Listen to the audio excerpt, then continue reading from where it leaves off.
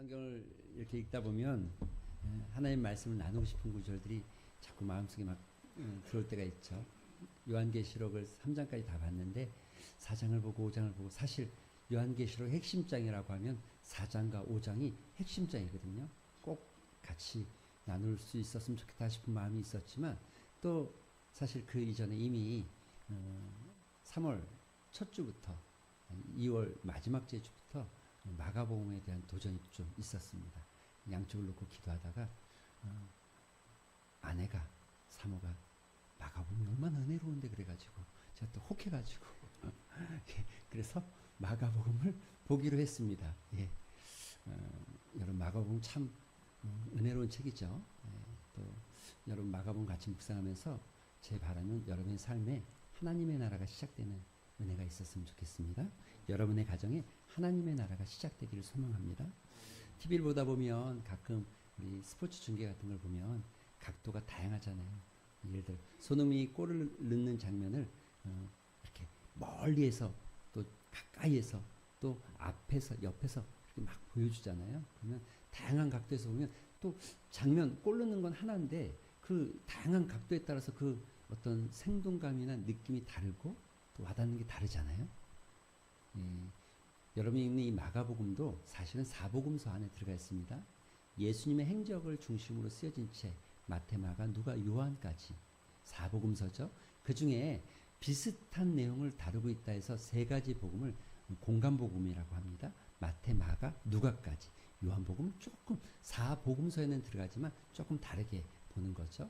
그러니까 지금 다른 각도로 이렇게 마태라는 사람은 예수님을 이런 각도로, 또 누가는 이런 각도로, 요한은 이런 각도, 이렇게 보고 있다는 거예요. 각자 다르게 보고 있지만 증거하는 분은 예수 그리스도 한 분인 게 사실이죠. 마가가 보는 예수님은 누구실까? 마가가 보는 예수님은 어떤 분일까?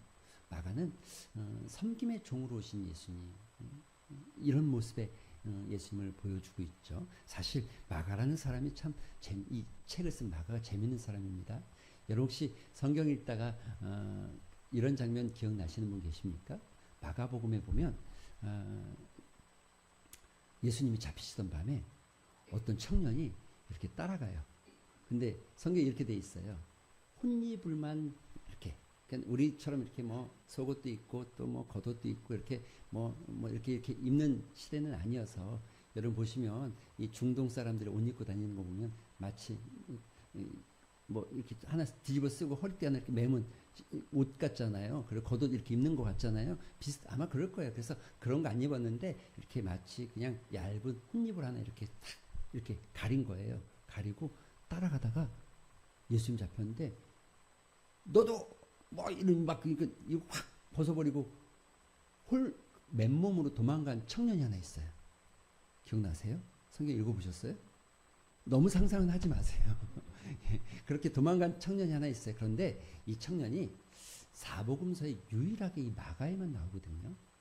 그래서 분명한 완벽한 근거는 없지만 학자들 중에는 마가가 바로 그 청년이었을 것이다 생각하는 사람들이 꽤 많이 있습니다. 또 마가는요, 좀 부유했어요. 생각보다. 여러분, 120문도가 어디에 모였어요? 마가 다락방. 여러분, 우리가 다락방이라고 그러면 마치 뭐 그냥 조그만, 저도 어렸을 때 다락방 되게 좋아했는데 계단 몇 개 올라가면 그 뒤에 천장 요만큼 났고 그 안에서 작은 책상 하나 놓고 거기서 공부하던 그런 시절 말고, 여기는 2층 집 정도 생각하시면 됩니다. 2층 집. 그런데 그 당시에 2층 집을 가지고 있는 집들은 많지 않거든요. 그러니까 마가는 상당히 부유한 가정의 사람이었을 겁니다. 또 마가가 어떤 사람이냐면, 여러분이 잘 아는 섬김의 종이었고 굉장히 다른 사람을 세워주기를 잘했던 선지자, 사도가 하나 있습니다. 그 사도 이름이 바나바예요. 바나바라는 사도의 조카예요. 조카.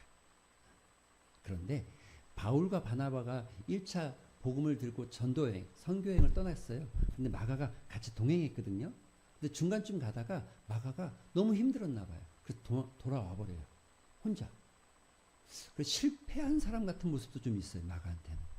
그런데 2차 전도여행 때 또 바나바가 마가랑 같이 갑시다. 그래도 내 조카니까 좀 같이 가면 좋겠습니다. 그랬더니 바울이 화를 내요.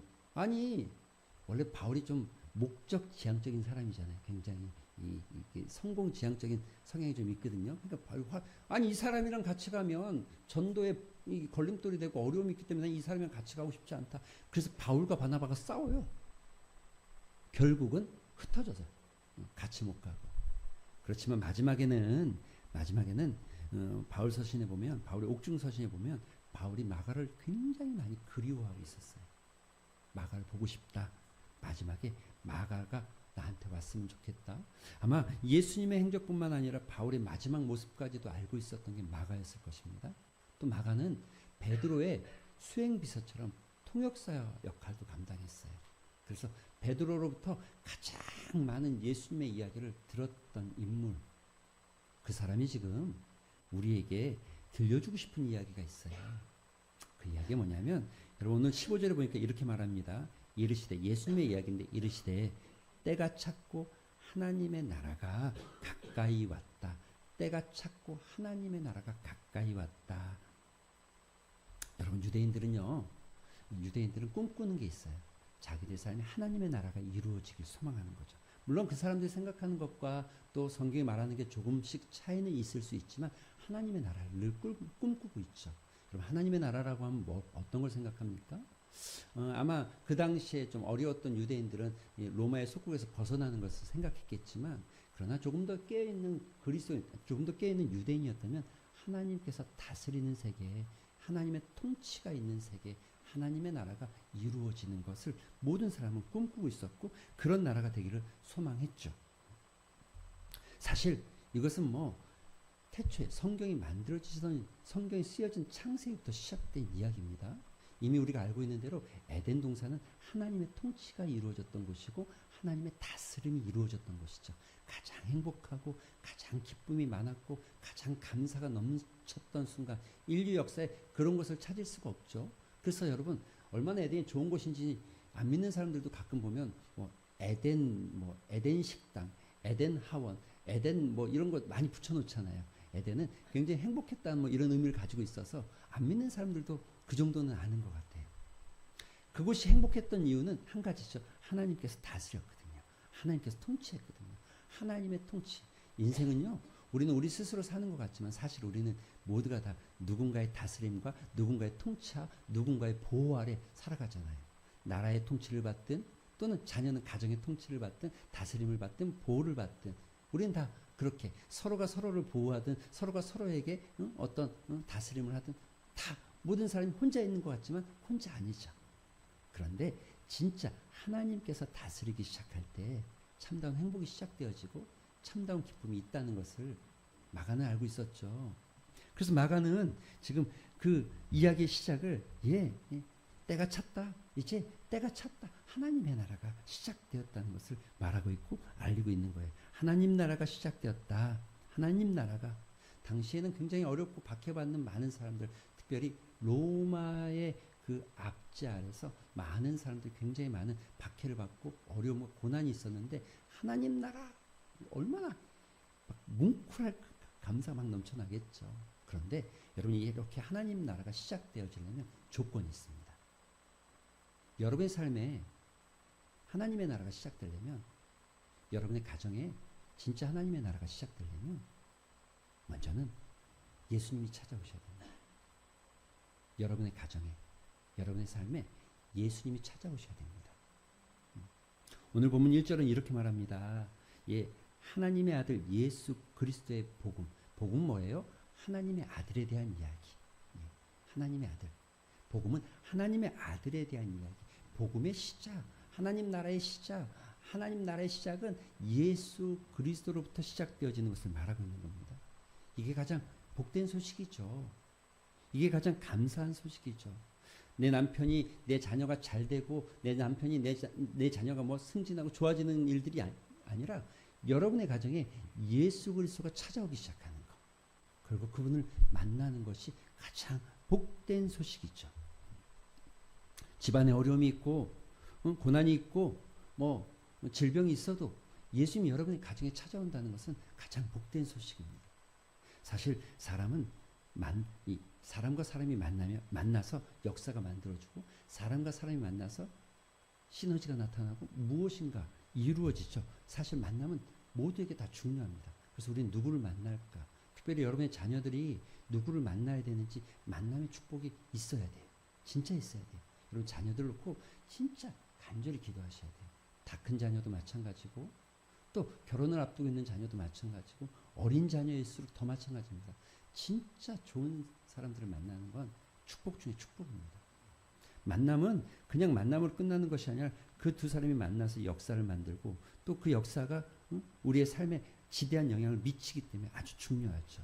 많은 사람들이 만남에서 중요한 사람, 자기의 삶에서 중요한 만남들을 이야기할 때 자기의 삶에 어떤 큰 변화를 이야기할 때 뭐 초등학교 선생님이 또 나에게 어떤 은혜를 주셨다. 이 사람은 아마 그 초등학교 선생님을 만난 게 아마 굉장한 뭔가 특별함이 있는 거죠. 또 뭐 이런 것들이 많잖아요. 이런 이야기들이 많잖아요. 예를 들면 뭐 지금은 뭐 우리가 다 같이 하지 않지만은 조영남 씨 같은 경우는 시인 이 시인을 만나고 제가 어느 글에서 읽었던 그분의 이야기를 들으면서 그분의 만남이죠. 만남.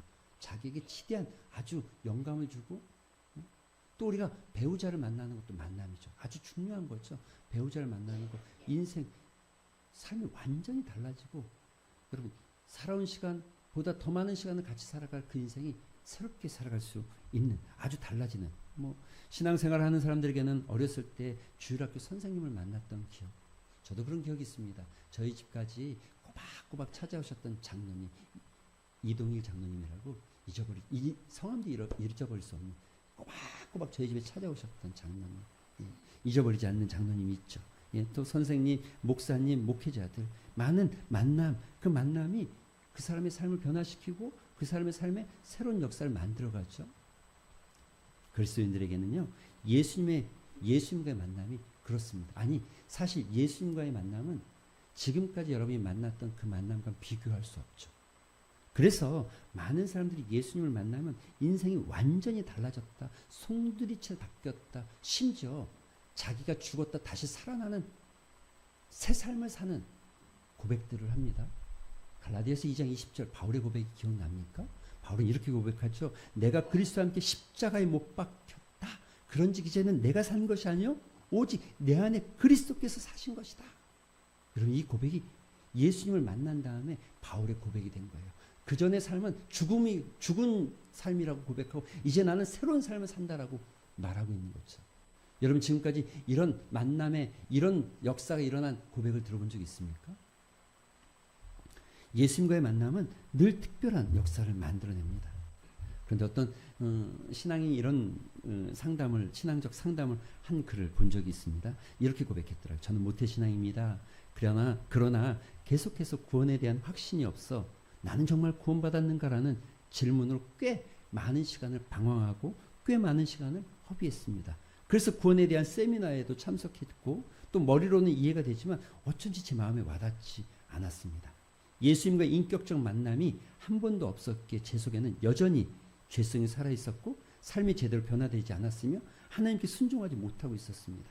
예수님 안에 변화되기를 간절히 소망하고 소원했지만 기도했지만 변화되지 않는 제 모습 그리고 고질적인 자기의 죄 습관들 가로 열고 담배를 피운다든지 복수심을 갖는 이런 여기 쓰여 있는 글 그대로입니다. 복수심을 갖는데 미움을 갖는 이런 것들이 남아 있는 자기의 모습을 볼 때마다 자기 스스로가 좌절감에 빠지기도 했습니다. 도대체 예수님을 만나는 방법은 무엇입니까? 이러고 신앙 상담을 했어요. 여러분 예수님 만나는 방법이 있습니까? 어떤 방법이 있죠? 이 글에 이런 답변을 했어요. 아주 많은 사람들이 신앙에 궁금해하고 갈증을 갖지만 그래서 예수님을 만나면 해결되어지는 것이 맞지만 그러나 예수님을 만날 수 있는 방법이 어떤 매뉴얼처럼 정해져 있지 않습니다. 이것은 그야말로 1대1의 하나님과 자신과의 1대1의 상황이기 때문에 어떤 매뉴얼로 만나는 것이 아니다. 그러나 한 가지 중요한 일이 있습니다. 성경에 보면 예수님을 만난 사람들의 특징이 있죠. 예를 들면 우리가 너무나 잘 알고 있는 간음하는 여인, 사마리아 여인, 나병 환자, 38년 된 병자, 12해를 혈류증으로 고생한 여인, 거라사의 광인, 세리장, 삭개오. 이들은 예수님을 만났고 그들이 예수님을 만난 다음에 인생이 완전히 완벽하게 새롭게 바뀌어지는 삶을 경험하게 되어지는데 이들 모두는 그들의 삶이 깨지고 부셔지고 정말 곤고해 있지만 한 가지 예수님을 만나기 위해서 꼭 필요한 한 가지 정말 예수님을 간절히 소망하고 있는 것. 그분을 만나기를 소망하고 있었다는 것. 성경에서 예수님을 만난 많은 사람들의 이야기는 다 동일합니다. 그들의 지위와 그들의 상태와 그들의 현재 겪고 있는 어려움이 어떻든 간에 상관없이 모든 성경에서 예수님을 만난 사람은 정말 간절하게 예수님을 향한 마음이 있었다는 거죠. 그거 하나. 동일한 조건은 그거 하나.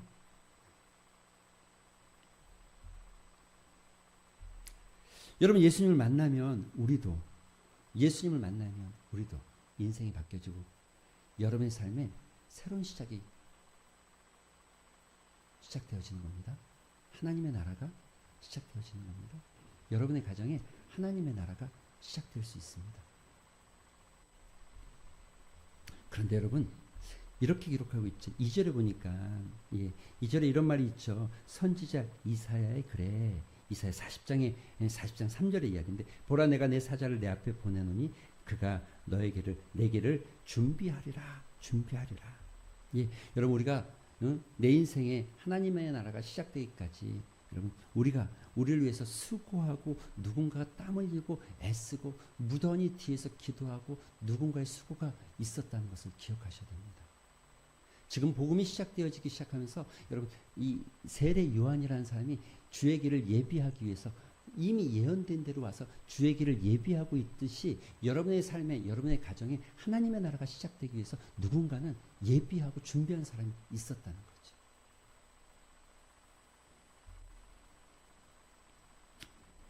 여러분 우리도 마찬가지입니다. 우리도 누군가에게 복음이 되어지고 누군가에게 그 삶에 하나님의 나라가 시작되어지고 예수 그리스도를 만나기 위해서 우리도 누군가에게 준비된 사람들이 되어줘야 되는 거.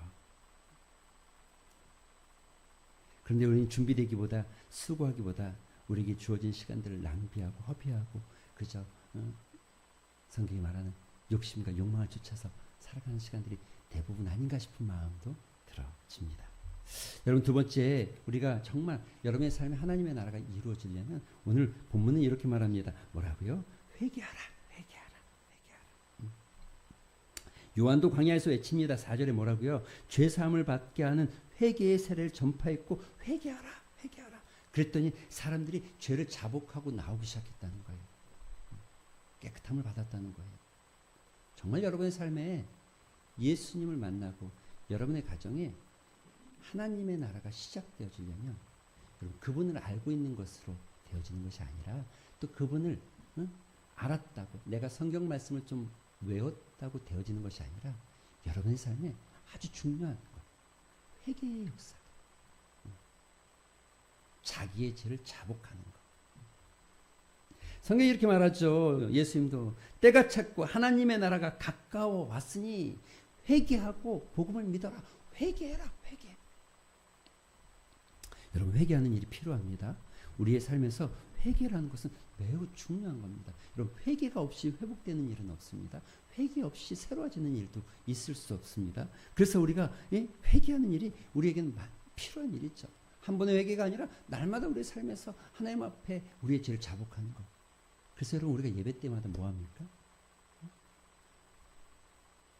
한 주간의 모습을 돌아보고 감사와 회개 기도 매주 감사와 회개 기도를 하죠.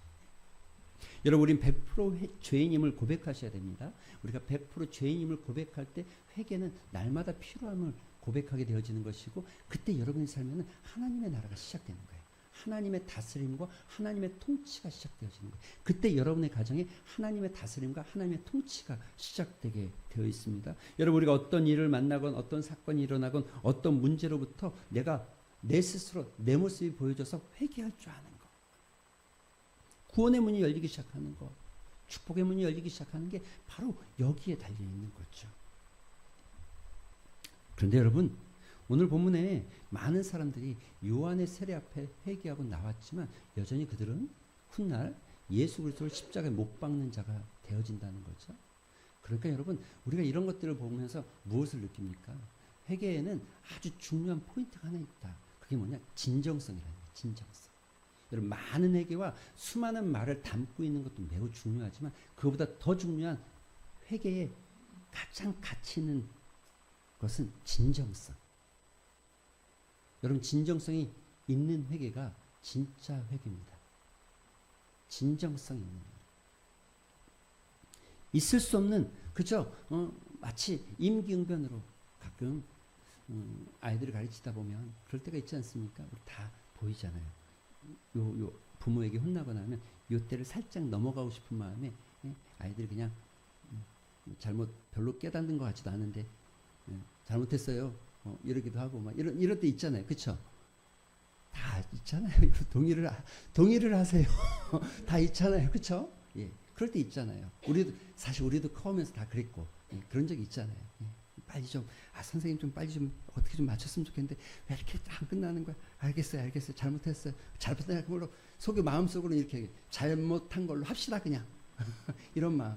여러분 그런데 유대인들도 그런 회개가 아니었을까?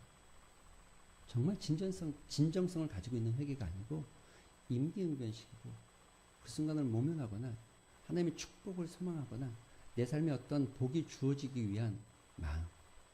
아니요. 진짜 회개는 내가 정말 100% 죄인인 것을 고백하는 거예요. 그래서 하나님의 은혜가 없이는 내가 살아갈 수 없는 존재, 죄인임을 고백하는 거예요. 그때에 여러분의 가정에 하나님의 나라가 시작되는 거예요. 그때 여러분의 삶에 하나님의 나라가 이루어져 가는 거예요. 마지막 우리가 이 요한의 모습에서 볼 수 있는 것이 이럽니다. 요한은 이렇게 말합니다. 6절에 보면 낙타 털옷을 입고 허리띠를 띠고 메뚜기와 석청을 먹었다는 거죠.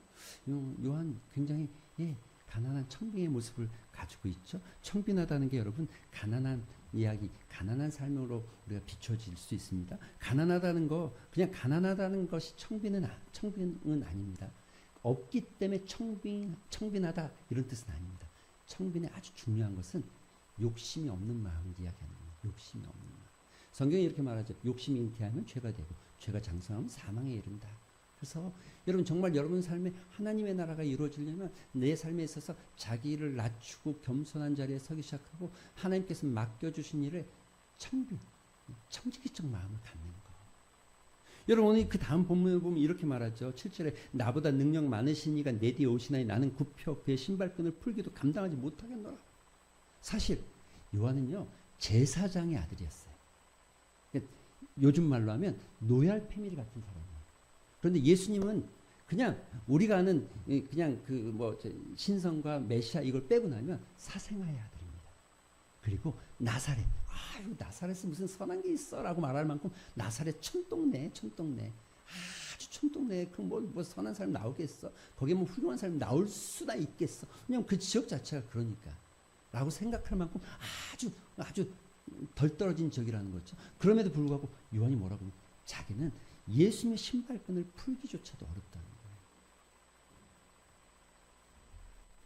여러분 이게 무슨 말입니까? 정말로 여러분의 삶에 하나님의 나라가 시작되길 원한다면 자기를 낮추셔야 돼요. 겸손해지셔야 돼요.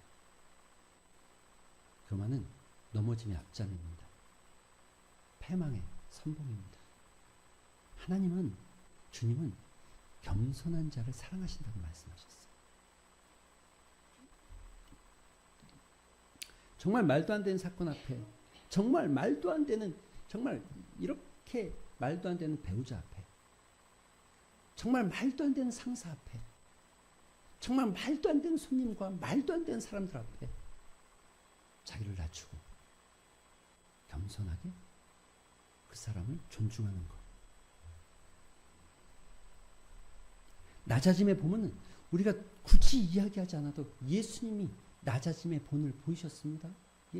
예수님께서 친히 요한에게 세례를 받으시기로 나오셨어요. 물론 그 의미가 신학적으로 우리의 죄를 대신하기 위해서 우리의 죄 때문에 그렇게 하셨다고 하지만 그렇지 않아도 충분히 될 만한 그분께서 이 세례 요한의 세례를 받기 위해서 나왔다는 거죠. 그런데 여러분 이렇게 낮아질 때 하늘에서 음성이 들려집니다. 뭐라고요? 저 사람은 내 사랑하는 아들이다. 내 기뻐하는 자다. 하나님의 음성이 들려지는 거죠. 축복의 메시지가 들려지는 거죠. 하나님의 말씀이 들려지는 거죠.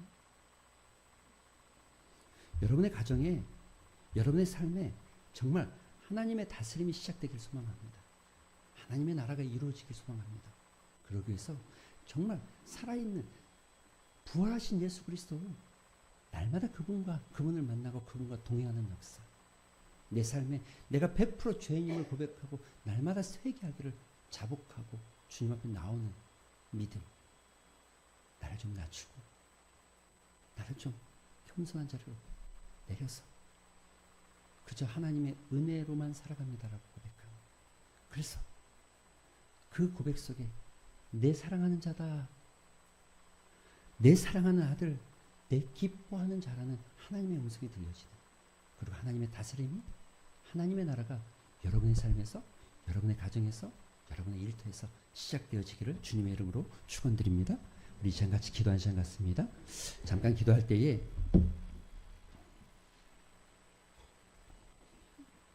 이렇게 기도하셨으면 좋겠어요. 하나님, 내 삶에 하나님의 나라가 이루어지길 소망합니다. 하나님의 뜻이, 하나님의 나라가 시작되길 소망합니다. 그러기 위해서 예수님을 날마다 만나고 주님과 동행하는 은혜가 있게 하여 주시옵시고, 어떤 일, 어떤 사건 앞에서 주님이 내 마음에 주시는 은혜가 있으면 하나님 회개하게 하시고 자복하게 하시고 하나님의 뜻을 간절히 구하는 자가 되게 도와주시옵시고, 나도 누군가에게 복음을 준비하는 자가 되게 도와주시옵시고, 나아가서 나를 낮추고 겸손한 자, 믿음의 삶의 자리에 설 수 있도록 은혜를 더하여 주시옵소서. 하나님, 내 삶과 내 가정에 하나님의 나라가 시작되게 하시고 하나님의 다스림이 시작되게 하여 주시옵소서. 여러분 위하여서 잠시 한번 기도하는 시간 같습니다. 기도하겠습니다. 아버지 감사합니다. 주께서 오늘도 우리에게 은혜 주신 것 감사합니다. 내 삶에 하나님의 나라가 이루어지길 소망합니다. 하나님께서 역사하여 주시옵소서.